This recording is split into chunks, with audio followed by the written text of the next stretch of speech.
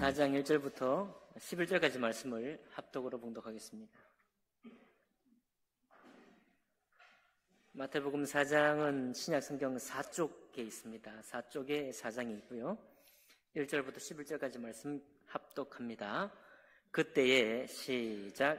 그때에 예수께서 성령에게 이끌려 마귀에게 시험을 받으러 광야로 가사 40일을 밤낮으로 금식하신 후에 줄이신지라. 시험하는 자가 예수께 나와서 이르되 명하여 이 돌들로 떡덩이가 되게 하라.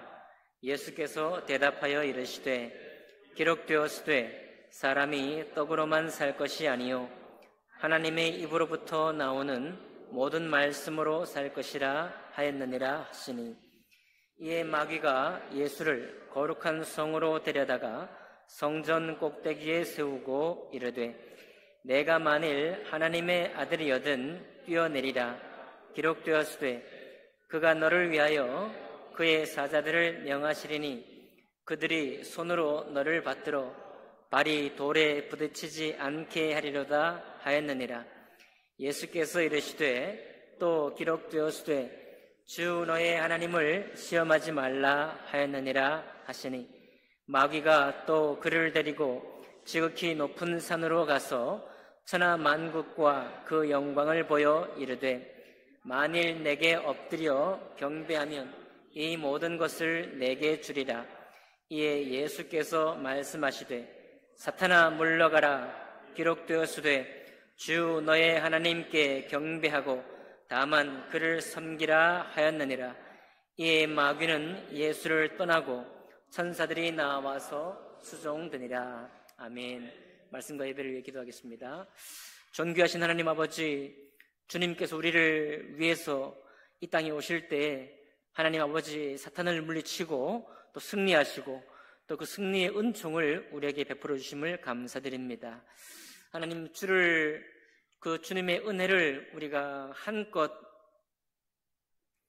믿음으로 고백하고 더욱 우리 주님을 생각하고 또 주님 안에 거하면서 주님을 닮아가는 저희들 될 수 있도록 이 한 예배를 축복하시고 저희들 마음을 그렇게 인도해 주옵소서. 예배 모든 시간을 주님께 의탁하며 귀하신 우리 주 예수님 이름으로 기도하옵나이다. 아멘. 자리에 앉으시겠습니다. 오늘 읽은 말씀을 본문으로 해서 예수로 충만한 성도라는 제목으로 하나님 말씀 나누겠습니다.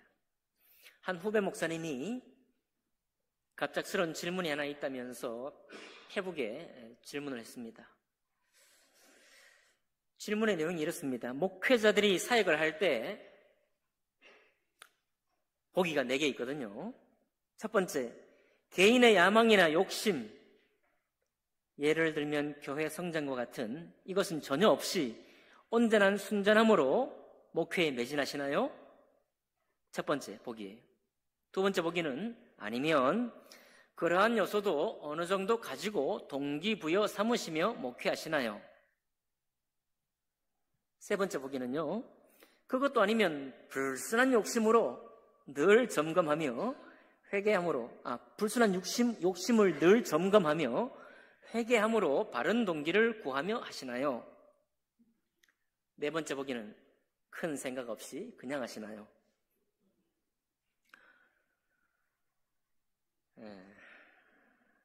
한 두 사람의 댓글이 이렇게 댓글이 나왔어요. 1번부터 4번까지 랜덤으로 다 하시는 것 같아요.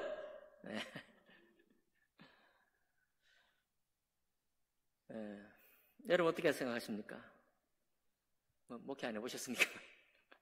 그래도 짐작컨대 오늘 그런 질문을 한번 놔두고 우리가 답을 내리기 전에 놔두고 한번 말씀을 살펴보기 원합니다.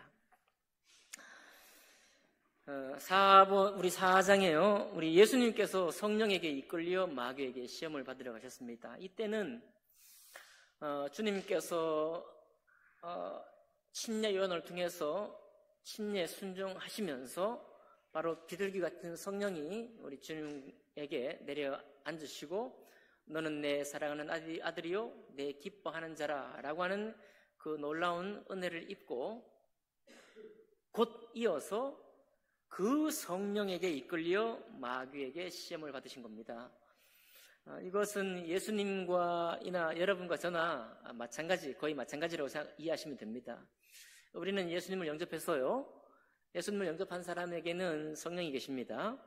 그러면 성령께서 우리를 시험하시는 것이 아니고 성령이 시험하시는 것이 아니라 성령께서 우리를 이끌어서 마귀가 시험하실 때 마귀가 시험하시는 게 아니죠. 마귀가 시험하는 자리에 내어두십니다. 네. 이 동일한 절차가 여러분과 저에게도 있는 것이죠. 40일 밤낮으로 금식하신 후에 너무 줄이신 상태죠. 아마 길가에 돌도 떡으로 빵으로 보일 만큼 줄이셨을 때에 그때 시험하는 자 마귀가 와서 시험합니다. 예수께서 나와서 이르되 내가 만일 하나님의 아들이여든 명하여 이 돌들로 떡덩이 가두게 하라. 자, 우리 주님의 시험은 첫 번째가 먹고 사는 문제이죠. 먹고 사는 문제라고 일반화시키기도 사실 좀 어렵습니다. 왜냐하면 너무 줄이셨기 때문에 40일 밤낮으로 식음을 전폐하셨기 때문에 물도 안 드시고 거의 그냥 다 끊으셨기 때문에 어떤 것으로도 풀을 뜯어서라도 먹고 싶을 정도의 우리 생명체로서는 도저히 견디기 힘든 정도의 순간 견딜 상황도 이미 넘어선 것이죠. 그런 상황 속에서 마귀가 시험하는 것입니다. 너무 약한 고리죠. 아주 약한 고리, 약한 순간에 이렇게 시험을 하는 것입니다. 이 돌들로 떡덩이가 되게 해라. 그런데 그 조건이 뭐냐? 조건을 달기를 내가 만일 하나님의 아들이여든 이라는 조건이 붙어 있는 거예요. 예수님은 참 하나님의 아들이시죠. 아들이시기 때문에 우리가 어떤 곤란한 상황에 봉착하게 되거나 믿음을 구사해야 될 때, 이런 코너에 몰릴 때 세상과 우리 속에 있는 영은 이렇게 요청을 하죠. 네가 하나님의 아들이라는데 너 하나님의 아들이라는 증거를 보여줘. 이런 얘기죠. 증거를 보여봐. 예수님께서 증거를 보여주시는 것이 훨씬 더 쉬운 그 증명의 방법이실 텐데 주님께서 그렇게 하지 아니하시고 뭐라고 했나요? 4절에 보니까 기록되었으되 하나님 말씀에 사람이 떡으로만 살 것이 아니요 하나님의 입으로부터 나오는 모든 말씀으로 살 것이라 하였느니라 라고 마귀의 첫 번째 시험을 물리쳤습니다. 자, 떡만이 위로가 된다고 생각이 되는 그 상황이에요. 빵만이 나를 위로할 수 있다는 그런 상황입니다. 그럴 때 우리 주님께서 떡으로 살지만은 떡으로만 사는 것이 아니라 하나님의 입으로부터 나오는 모든 말씀으로 산다라고 선언하시고 선포하시고 이 첫 번째 시험을 물리치셨어요. 오늘 우리 현대시대를 살고 있는 여러분과 저는 이 시험이 이 세 가지 시험까지 넘어가기 전에 이 시험이 사실 가장 심각한 시험이라고 생각이 듭니다. 먹고 사는 문제니까요. 근데 또 먹고 사는 문제만 이렇게 아주 간단하게 말할 수 있는 것이 아니라 먹고 사는 문제를 넘어서서 그 위에 이 바탕 위에 모든 건물이 세워지거든요. 문화생활도 여기에 세워지고 사회생활도 여기에 세워지고 우리가 사람 노릇하는 이 사람 노릇할 수 있는 그런 능력도 여기 위에 세워지니까 사실 이게 바탕이에요. 이게 반석과 같은 것입니다.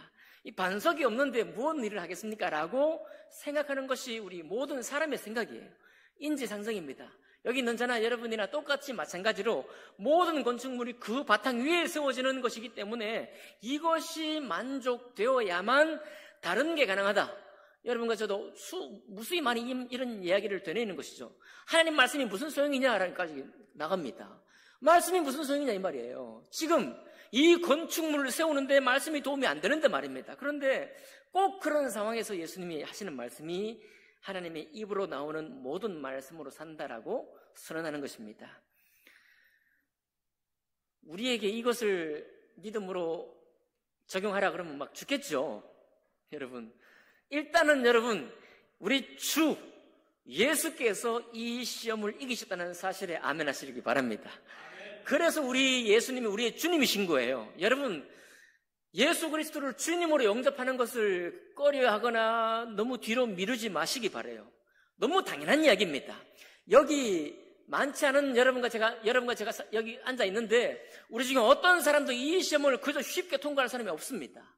오직 우리 주님께서 이 시험을 통과하시는 거예요. 예외란 말씀 아닙니다. 우리 여러분과 제가 이 시험의 예외란 말씀이 아니에요. 그러나 이 주님이 통과하신 이 시험을 담고자 여러분과 제가 이 시험을 정면으로 부딪혀 도전하려고 한다면 여러분과 저는 어느새 위선자가 되어 있을 겁니다. 어느 순간 무너져가지고 도망가고 싶은 사람이 되고 말 거예요. 그러니 이 시험을 예수, 우리 주님 되시고 여러분과 저의 인생의 영원한 주님이 되시기려고 이 땅에 오신 예수님이 이 시험을 통과하셨다는 사실을 감사하시기 바랍니다. 먼저 기뻐하시기를 바라요. 자, 이 시험을 통과하셨습니다. 자, 그리고 두 번째 또 시험이 남아있죠? 두 번째 시험이 뭡니까? 예수님을 거룩한 성 꼭대기에, 자, 두 번째는 꼭대기에 예수님을 데려가셨고, 마지막 세 번째 시험은 가장 높은 산 위에 데려가십니다. 사람들이 살다 보면 거룩해지고 싶어요. 여러분, 예수 믿지 않는 사람도 거룩해지고 싶습니다. 여러분과 제가 가끔 예수 믿지 않았을 때 절에 가고 싶을 때, 혹은 뭐 조용한 어떤 곳에 있고 싶을 때, 혹은 뭐 TV에 성당에 나오는 파이프 오르간 소리에 괜히 감동이 되고, 오늘 같은 성가를 부르면 옷깃을 이렇게 여미게 되고, 이런 자연스러운 이 마음의 발동이거든요. 왜냐하면 모든 사람이 종교적이기 때문에 그렇습니다.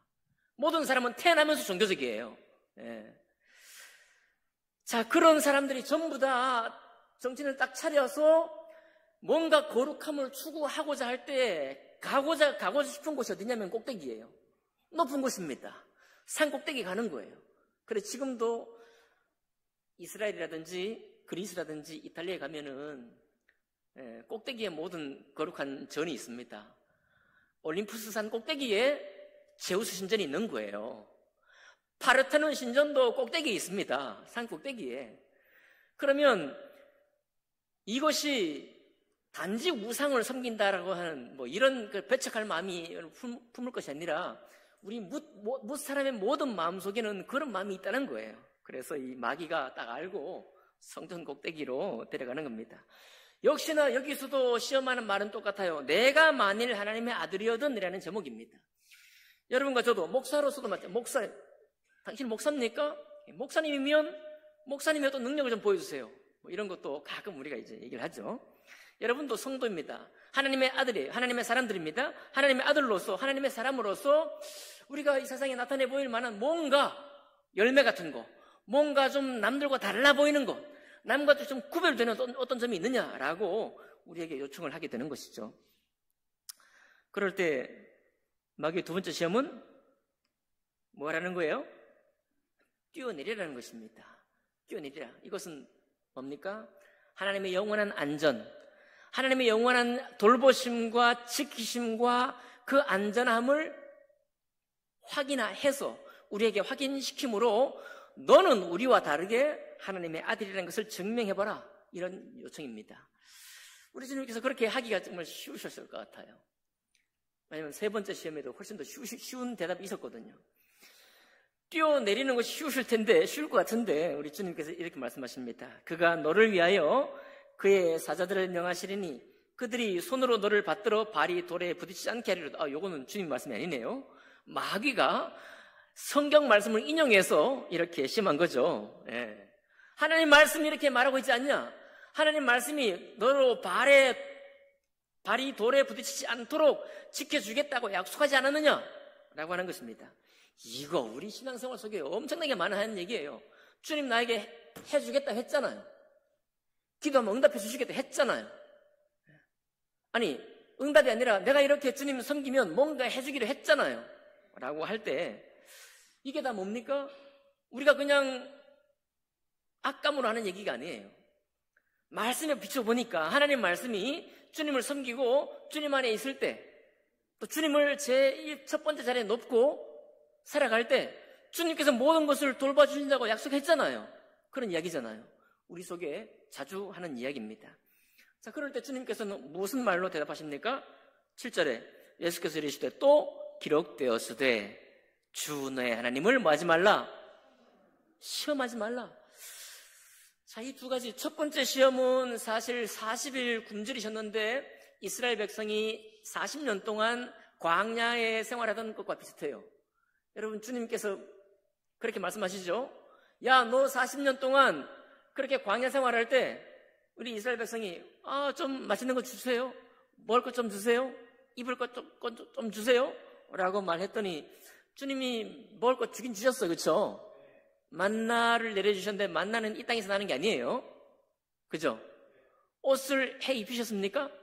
옷을 해 입히지 않으셨는데 40년 동안 신발이 떨어지지 않았고 옷이 헤어지지 않았다라고 주님 말씀하시면서 독수리가 업어 너를 옮기듯이 내가 너를 돌보았다라고 말씀을 주고 있습니다.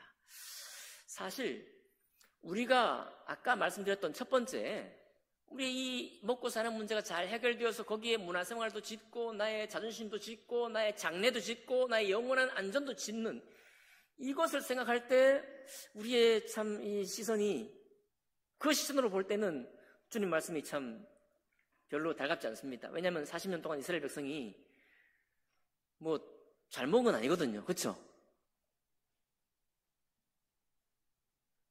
잘 먹은 거 아닙니다. 잘 먹었다면 건너와서 우리가 이집트로 다시 돌아가겠다는 말 안 하겠죠. 그죠? 건너와 보니까 뭐 광야고 뭐 결국 별 볼 일 없는 거예요. 자, 그럴 때 그때 그 40년의 동안에 이스라엘 백성을 통해서 하나님께서 뭘 하셨는가 하면 너희가 나의 백성이고 내가 너의 하나님인 것을 참으로 시험하지 않고 이것을 확인할 수 있도록, 우리의 신앙을 확인할 수 있도록 주님이 인도하신 거거든요. 예수님이 40일 금식하시면서도 마찬가지입니다. 예수께서 하나님의 일을 감당하실 때 모든 천만인을 구원하실 일을 감당하시기 앞서 첫 번째로 이 시험을 받으시는데, 그때 주님께서 떡으로만 살 것이 아니라 하나님의 입으로부터 나오는 모든 말씀으로 살 것에 대해서 우리 주님께서 확인하기 원하셨고 그 시험을 주님이 마땅히 감당하셨습니다. 여기 주 너의 하나님을 시험하지 말라고 했을 때 마찬가지인 것입니다. 그러니까 이 두 가지 시험을 통과했다는 것은 뭐냐면, 주님, 내가 정말 좀 더 나은 삶을 살고 싶어요. 내가 좀 더 멋진 인생을 살고 싶습니다. 라고 할 때 그 욕구, 그 욕망에 걸려가지고 하나님을 믿는 든든한 신앙에 서지 못하는 우리의 삶을 한번 비춰보는 거예요. 돌아보는 것입니다. 그리고서 우리에게 훨씬 더 안전한 주님을 신앙하는 그 신앙을 원하는 거예요. 어느 정도까지요? 내가 못 먹고 살 때에도 주님이냐라는 것을 우리에게 확인하기를 원하는 것입니다. 내가 못 먹고 살 때 말이죠. 내가 아무것도 남아있지 않을 때, 내가 다른 사람에게 사람 노릇 못할 지경이 되었을 때, 그런 일이 많잖아요. 부자로 살다가 하루아침에 쪽박을 차는 거예요.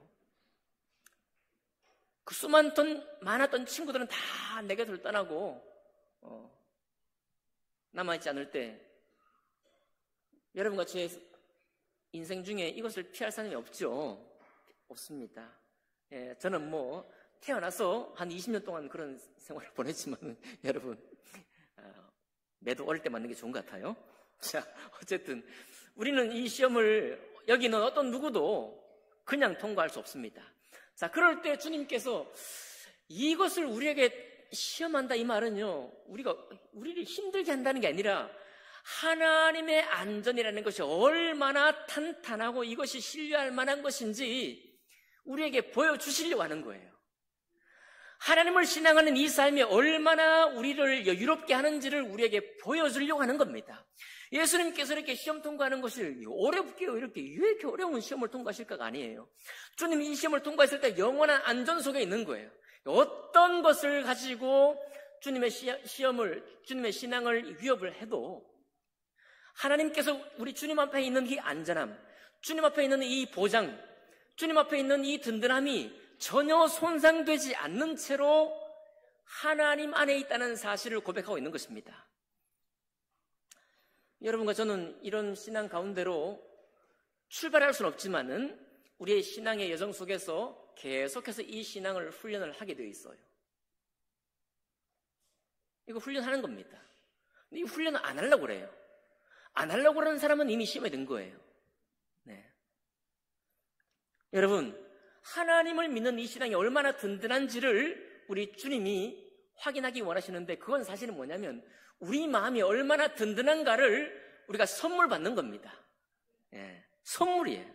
세 번째입니다. 아직 주님의 시험이 끝나지 않았죠? 마귀가 또 데리고 지극히 높은 산으로 가서, 아까 높은 산으로 간다 그랬죠? 높은 산으로 가서 이번에는 천하 만국과 그 영광을 보입니다. 세상의 모든 것, 모든 명예와 권세를 너에게 줄 터이니 뭐라는 거예요? 9절에 네, 너에게 모든 영광과 권세를 줄 터이니 내게 엎드려 경배하라 그래요. 네, 마귀에게 엎드려 경배하라고 합니다. 야, 이거 좀 오면 이제 우리 오페라 생각이 나죠? 어떤 오페라일까요? 팬텀 오브 오페라 맞습니까? 팬텀 오브 오페라. 거기에 이제 크리스틴이라는 여주인 인공이 오페라 극장에 사는 유령 같은 한 인물에게 사사를 받죠. 사람을 감동시키는 너무너무 지극히 아름다운 소리를 훈련받고 합니다. 그런데 그만 그것을 선물해 주고 이 유령 같은 이 인물이 크리스티나에게 사랑을 요구하죠. 네, 사랑을 요구해요. 결국 그 스토리는 파국으로 이제 끝납니다만은, 이거는 사실 물리치기 정말 쉽지 않은 어떤 욕구일 수 있겠습니다. 경배만 하면요, 그를 경배하고 그를 섬기기만 하면, 여러분의 이 세상에 최근에 나온 책이 있는데 신에게 도전한 12사람 이런 책이 나왔더라고요.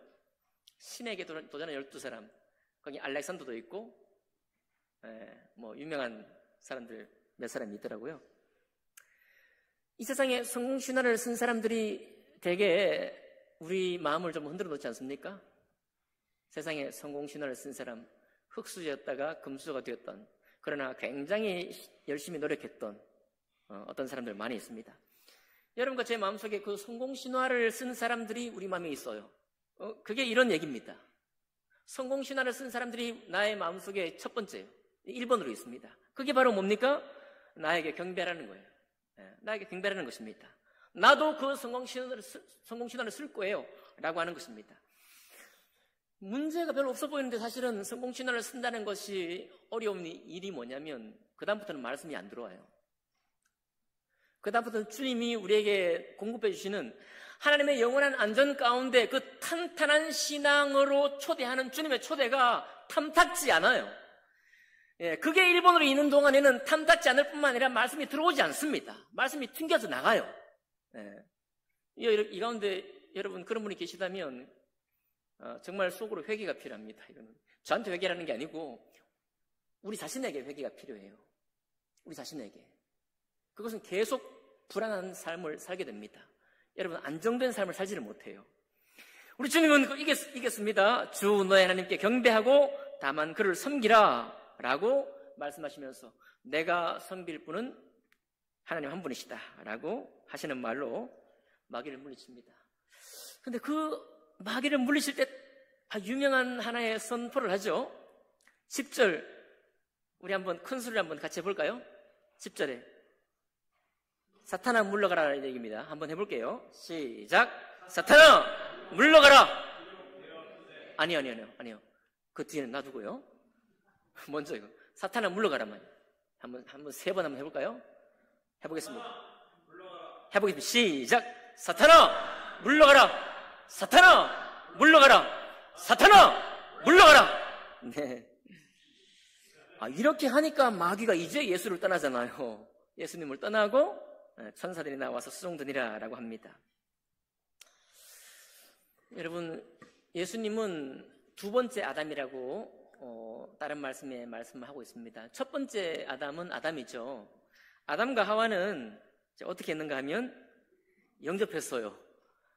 마귀를 받아들였습니다. 마귀를 받아들여서 사실 좋은 것을 얻었는데 선과 악을 아는 지혜를 얻었어요. 그죠? 하나님 눈처럼 눈이 밝아졌습니다. 밝은 지혜를 얻었어요. 여러분, 그래서 어떤 사람은 이렇게 지혜와 지식을 추구하는 것이 마귀적이다, 이렇게 해서.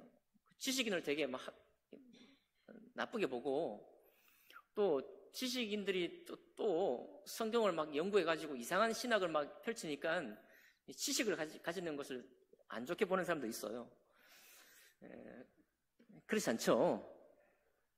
여러분, 한번 들어보십시오. 마귀의 유혹을 받아서 눈이 열리고 선악을 알게 하는 나무 열매를 먹었습니다. 근데 우리 주님께서 그 이후에 선악을 알게 하는 열매를 먹고 지식이 있고 지혜가 있는 것에 대해서 그것을 물리치지 않으셨습니다.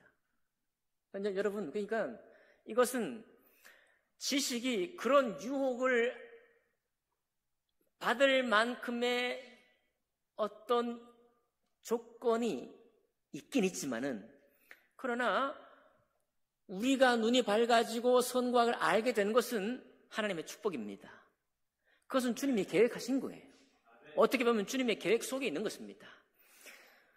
여러분, 그래서 삼성이나 현대 우리가 걱정하는 게 있죠. 삼성이 잘 좋은 걸 개발하지 못하고 현대가 좋은 차를 생산하지 못하면 우리 경제가 이렇게 내려갈 텐데 원하십니까? 연구자들이 지혜가 꽉 막혀가지고 디자인이 안 나와, 새로운 기술이 안 나와, 원하십니까? 그래, 아무도 원하지 않습니다. 맞습니다. 지식과 지혜는 하나님 주신 선물이에요. 그럴 때 화염검을 막아서 이 에덴도 쫓아냈는데, 그리고서 하나님이 우리에게 주기 원하시는 게 있습니다. 그게 뭐예요? 지식을 빼앗고자 하신 것이 아니죠. 우리에게 지혜를 빼앗고자 하신 것이 아닙니다. 뭘 주고자 하신 거예요? 그것을 우리에게 주시고 선물하신 후에 우리에게 주기 원하셨던 것은 뭐냐면, 먼저 마귀에게 경배한 거죠. 마귀를 섬긴 겁니다. 그를 영접했으니까요. 그를 우리 마음속에서 쫓아내고, 회개로 쫓아내고, 그리고 영원하신 생명 되신 예수 그리스도를 마음으로 모시라는 거예요. 그를 모시고 이제는 하나님을 경배하는 것입니다. 이제는 무엇이 조건이 달라졌습니까? 우리에게 지혜와 지식이 있습니까? 지혜와 지식을 사용하는 거예요. 아주 아름답게 사용하는 것입니다. 그런데 그 사용된 지혜와 지식으로 하나님을 경배하는 데 쓰는 거예요. 하나님을 섬기는 데 쓰는 것입니다. 그리고 영원한 안전 되신 예수 그리스도 안에 머물면서 기뻐하며 즐거워하면서 사는 거예요. 그것을 주님이 우리에게 원하시는 것입니다. 오늘 말씀의 제목이 예수로 충만한 뭐죠? 예수로 충만한 성도입니다. 먼저 말씀드릴 것은, 다시 말씀드리지만, 예수님이 통과한 이 시험을 여러분과 제가 직접 1대1로 통과하려고 하지 마십시오. 그건 여러분, 우리 신앙의 수많은 선배들이 그런 도전을 했다가 넘어지고 평생 그 신앙을 도전하기만 하다가 신앙을 끝내는 사람도 많이 있었습니다. 많은 수도자들이죠. 많은 수도자들입니다. 예수로 충만하려면 여러분 당연히 비어야 됩니다. 물론 비어야 돼요. 우리 속이 비어야 돼요. 첫 번째, 먹고 사는 문제로 꽉 차 있는 내 마음을 비어야 됩니다. 그렇죠? 근데 이 비우는 것은 깨달음이 없으면 안 돼요. 왜냐하면 그건 중차대한 문제이기 때문에, 우리 평생에 우리가 짊어지고 할 숙제이기도 하고, 항상 우리의 모든 신경을 써야 할, 집중해야 될 제목이기 때문에 그냥 비워지는 않습니다. 깨달아야 비워요. 뭘 깨달아야 합니까? 이것을 추구하고 집중해서는 나에게 안식이 없다는 것을 깨달아야 하는 것입니다. 내 마음에 조그만 상황과 조건의 변화에 불안해지는 이것을 막을 수 없다는 것을 깨달아야 해요. 심각하게 깨달아야 합니다. 그렇지 않고는 이 요구가 너무나 강렬하기 때문에 절대로 돌아올 수 없습니다. 그 마음에 주님을 온전히 예수로 충만한 신앙을 가질 수 자체가 없어요. 어떻게 깨닫습니까? 열심히 연구해서 깨닫는 게 아니에요. 여러분과 제 마음에 불안이 찾아오고 쉽게 무너질 때, 그때 깨달을 타이밍이에요. 그때 그때 깨닫는 타이밍인 것입니다. 아, 내가 왜 이렇게 불안하지? 50년 동안 살았는데 왜 이렇게 불안해 몸서리를 칠까? 이 불안의 조건을 내가 없애기 위해서 지금도 이렇게 발버둥을 치고 있을까라고 한다면 그것은 내가 비우지 못한 거예요. 내가 비우지 못하면 주님 말씀이 주는 평안을 누리지를 못합니다. 그건 껍데기 신앙이에요. 예수로 충만하지 못합니다. 네, 여러분 스케줄을 최선을 다해 스케줄을 관리하고요. 내 힘으로 최선을 다해 몸을 만들기도 하고 유명한 선수는 선수일수록 에이스의 부담이 있습니다. 중요한 경기가 될수록 그는 더 부담을 가져요. 그리고 부담을 가지는 게 정상입니다. 그래야 에이스라고 또 말해요. 그러나 그가 항상 그 부담에 괴로워서 밤잠을 못하면서 에이스의 역할을 충실히 수행해야 된다는 그것만 시달린다면 얼마나 불행한 삶입니까? 그렇죠? 그러면 그에게 행복한 삶이 뭡니까? 에이스라는 짐을 벗는 건가요? 아닙니다. 지혜와 지식을 가지고 최선을 다해 쓰는 것 주님이 허락하신 거예요.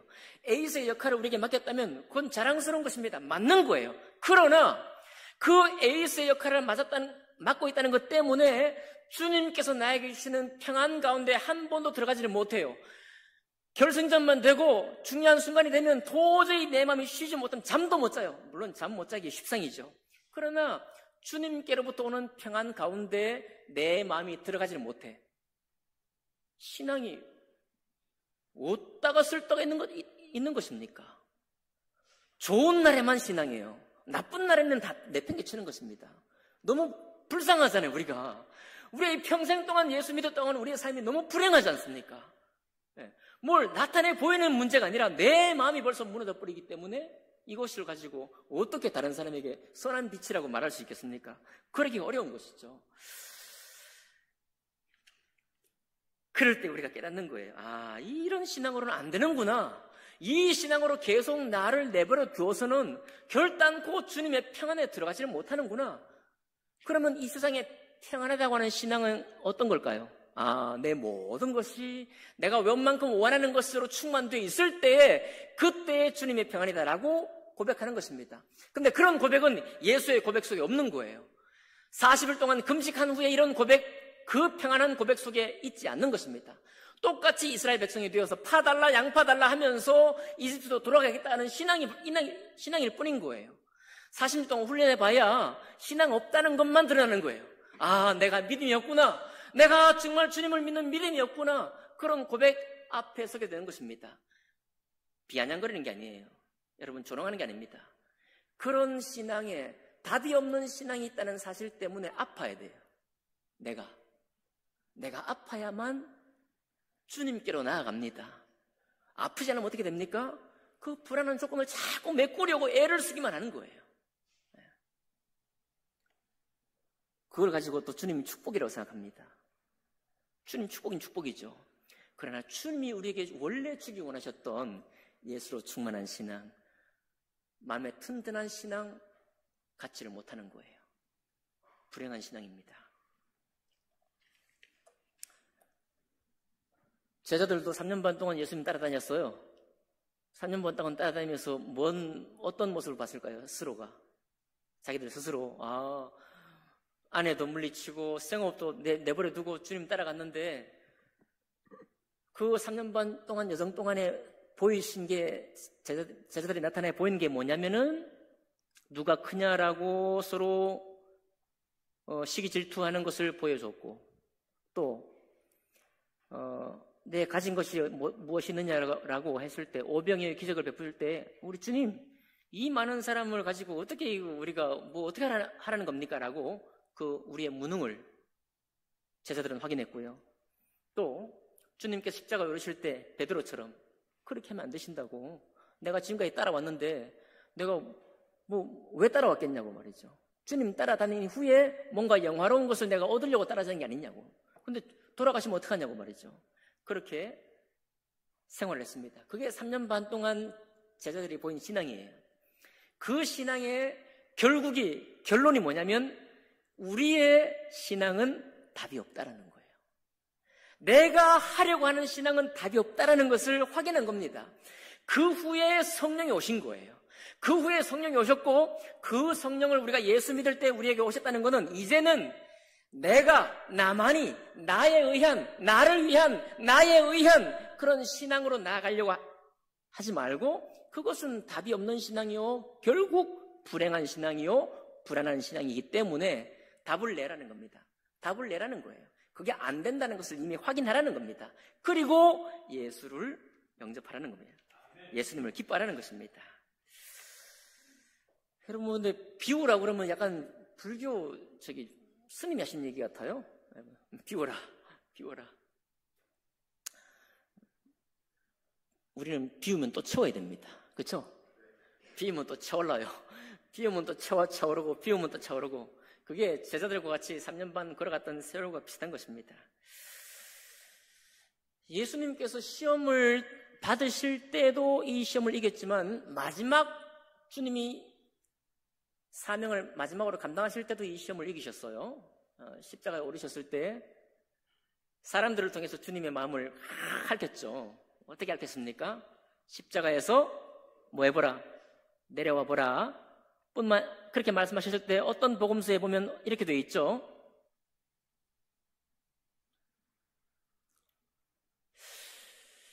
오늘 졸린가 보네요. 어떤 복음서에 보면 이렇게 되어 있습니다. 천군 천사를 동원해서도 내가 할 수 있지만 내가 그 권을 사용하지 않는다라고 주님 말씀하시죠. 아까 우리 첫 번째 질문이 뭐였죠? 목사들이 욕심을 가지고 목회합니까? 아니면 그 욕심을 가지고 목회했다는 것 때문에 깜짝 놀라가지고 회개하면서 마음의 동기를 새롭게 하면서 목회합니까? 아니면 그냥 합니까? 뭐 그런 질문이 있다고 했죠. 저는 어떻게 하고 있을 것 같습니까, 여러분? 1번, 2번, 3번, 4번을 랜덤으로. 사실 맞습니다. 랜덤이에요. 여러분, 우리가 욕심이 없습니까? 욕심이 없을 수 없어요. 순수한 동기만 있을까요? 또 그럴 수도 없습니다. 그러면 아예 없을까요? 그것도 아닙니다. 이 모든 것이 뭘 말해줄까요? 비워야 되기도 하고 비우면 또 차오르기도 하고 욕심도 있는데 어떻게 해야 될까요? 지식과 지혜를 추구하라고 하시는데 또 거기에 어떻게 해야 될까요? 네.